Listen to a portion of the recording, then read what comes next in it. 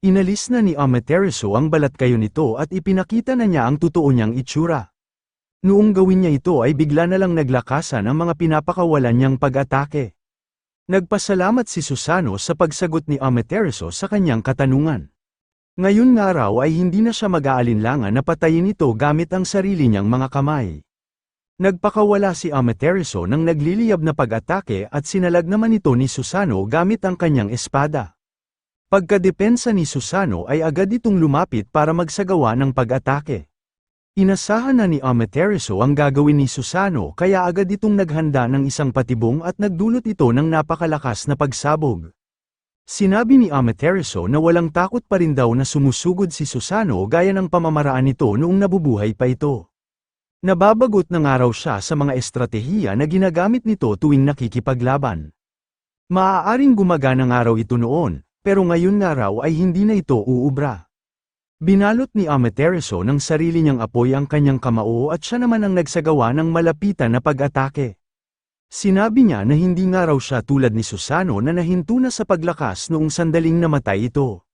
Sa mga taon nga raw na nawala ito ay patuloy siyang nagpalakas ng nagpalakas. Tiwala na si Amaterasu na nabasa na niya ang lahat ng galaw ng dati niyang kaibigan. Pero hindi niya inasahan na binago na pala nito ang mga dati nitong pamamaraan. Nabahala si Amaterasu noong mapansin niya ang mga pag-atake na nagmula sa kanyang likuran. Sinubukan niyang balutin ng apoy ang kanyang katawan para magawa niyang makadepensa, pero mas mabilis na tumama ang mga pag-atake na isinagawa ni Susano. Sinabi ni Amaterasu na napakaduwag daw ni Susano para umatake sa likuran. Tinanong ni Susano kung hindi pa ba raw alam ni Amaterasu na nakahanda na siyang gawin ang lahat para lang magawa niyang manalo. Ito nga raw ang dahilan kung bakit payag na rin siya na gawin ang mga ganitong pamamaraan. Naguluhan si Amaterasu kung ano ang ibig sabihin ni Susano, hanggang sa napagtanto na niya kung ano ang tinutukoy nito.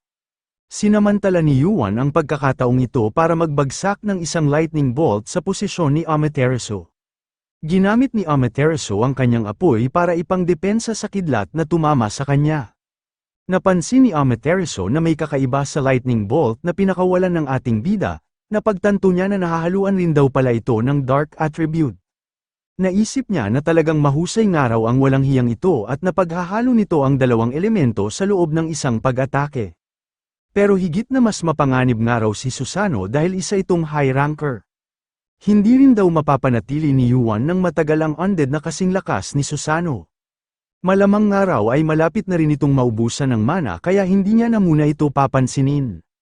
Nagbabala si Susano na magsisisi raw si Amaterasu kapag siya lang ang inintindi nito. Higit na mas matalino pa nga raw sa kanya si Kim Yuan, kaya malamang nga raw ay mga pagbati pa lang ang mga una nitong pag-atake. Nagtulungan si Susano at ang ating bida para madaling matamaan si Amaterasu ng mga bumabagsak na kidlat. Noong una ay naaabsorb pa ng mga apoy ni Amaterasu ang mga kuryente na dulot ng pag-atake ng ating bida. Pero matapos itong tamaan ng ilang beses ay nagsimula na itong magtamo ng mga pinsala. Naisip ni Yuan na mukhang plano nga raw ni Amaterasu na tiisin ang mga ganoong kalalakas na pag-atake. Mayroon nga rin daw itong dark attribute kaya hindi niya ito napipinsala ng matindi. Naisip ng ating bida na kailangan daw niyang gumawa ng isang desisyon. Kung aatras ba raw muna siya at gagamitin na lang muna niya ang Yamato no Orochi para mabawasan niya ang lakas ni Amaterasu. O kung susubukan na niyang tapusin ang laban gamit ang tsansa na nakalatag ngayon. Gumagamit na raw siya ng malaking halaga ng mana para mapanatili niya si Susano. Pero malaki rin daw ang mana na nagagamit ni Amaterasu para mapanatili ang ginawa nitong Fire Giant. Hanggat hindi nga raw nagwawala si Orochi at napapasunod ito ni Danpong ay mas nadaragdagan ang tsansa ng pagkapanalo niya habang tumatagal ang laban. Pero sa hindi niya raw may paliwanag na rason ay ayaw niya nga raw itong gawin. Pakiramdam niya raw ay makakaya niyang makapagpalabas ng malakas na kapangyarihan sa hindi niya malamang dahilan. Hindi niya nga raw alam kung saan ito nagmumula pero mayroon na nga raw siyang ebidensya. Ang spear nga raw na hawak niya ngayon ay nagawang makapag-iwan ng pinsala sa matibay na katawan ni Hercules. Lumikha si Yuan ng isang malakas na skill na tinatawag na Lightning Bolt Gunner. Nabahala si Amaterasu noong makaramdam ito ng malakas na kapangyarihan mula sa kanilang itaas. Ginamit ni Yuan ang kanyang sky steps para makapwesto siya ng maganda sa itaas ng ere. Sinigurado niya na matatamaan ng ibinato niyang sibat ang lahat ng mga ililigpit niyang kalaban. Pinatamaan niya ang Fire Giant, ang Yamato no Orochi, at ang posisyon na kinalalagyan ni Amaterasu. Nagtaka si Amaterasu kung bakit hanggang ngayon ay may natitira pa ring mana ang ating bida. Napagtanto niya na napakalakas ng pag-atake na tatama sa kanya kaya kailangan niya raw umiwas o dumipensa. Pero naudlot ang kanyang binabalak nang may bigla na lang pumigil sa kanyang paggalaw. Nagpalabas si Susanoo ng maraming espada na kopya sa hawak niyang Totsuka no Tsurugi para hawiin ang mga apoy na ipapangdepensa ni Amaterasu. Nanggigil si Amaterasu sa pagpigil sa kanya ni Susanoo at sa pagwasak nito sa kanyang depensa. Sinabi ni Susanoo na patay na raw talaga siya kaya kahit tamaan pa raw siya ng ganoong kalakas na kidlat ay bubuhayin lang ulit siya ng ating bida. Sinabihan niya si Amaterasu nang maghanda na raw ito dahil isasama niya nga raw ito sa kanyang hukay. Tuluyan ang tumama kina Amaterasu at Susanoo ang lightning bolt Gengner na ibinato ng ating bida. Binawi na ni Amaterasu ang Yasakani no Magatama at inihinto na niya ang paglikha sa Fire Giant. Ginamit na lang niya ang kapangyarihan nito para magkaroon siya ng buhay at maisara niya ang mga tinamo niyang pinsala. Sinabi ni Susanoo na mukhang natakot nga raw ng sobra si Amaterasu sa halimaw na Yamato no Orochi. Ginamit nga lang daw nito ang kapangyarihan ng Yasakani sa pagkontrol sa Fire Giant at hindi na nito naprotektahan ang sarili nitong katawan. Pilit na bumangon si Amaterasu para lapitan ang bagong summon na si Susanoo. Pero muli siyang bumagsak noong apakan ni Tsukuyomi ang kanyang likuran. Sinabihan ni Tsukuyomi ang nakabagsak na si Amaterasu nang napakaterible raw ng itsura nito. Sinabi ni Amaterasu na sakto raw ang pagdating doon ni Tsukuyomi.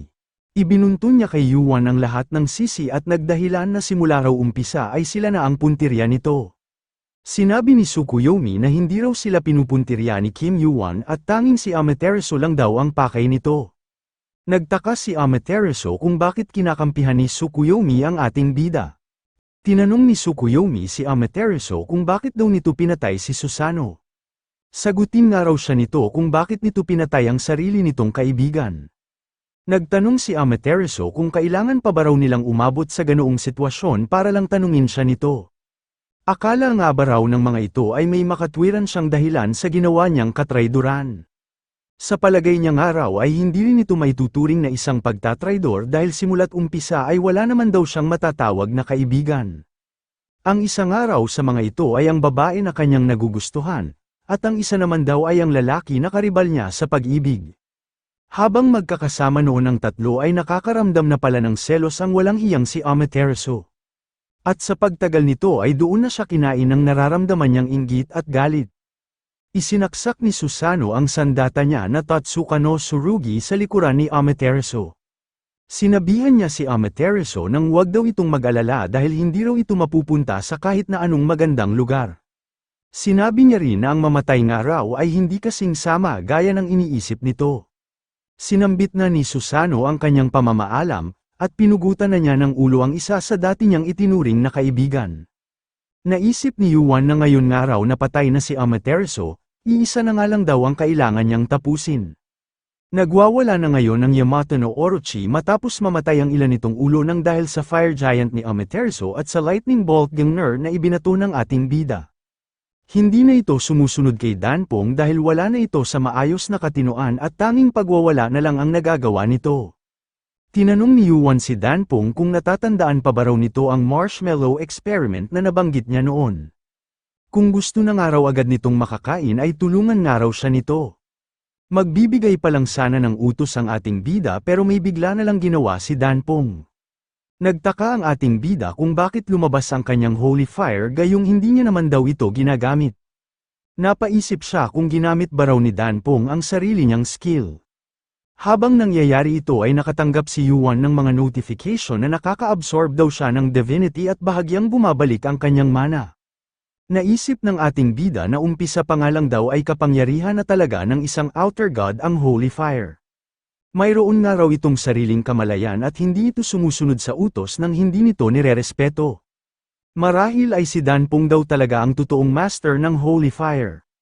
Nasiyahan ng ating bida dahil mukhang hindi raw ito aabutin ng matagal. Sinabihan niya si Danpong nang lapitan ng araw nila ang nag-aagaw buhay na halimaw. Nasabik si Danpong dahil makakakain na ulit siya ng isang malaki at masarap na pagkain. Naantala ang ginagawa ng mga malalakas na nilalang na nagkalat sa iba't ibang lugar. Lahat sila ay nakatanggap ng isang mahalagang mensahe. Nagtanong ang isa sa mga clone kung napagtipon-tipon na ba raw nito ang iba nilang mga kasamahan. Kapag daw natapos na si Kim Yuan sa mga kailangan nitong gawin ay magpupunta na nga raw sila sa Heavenly Realm.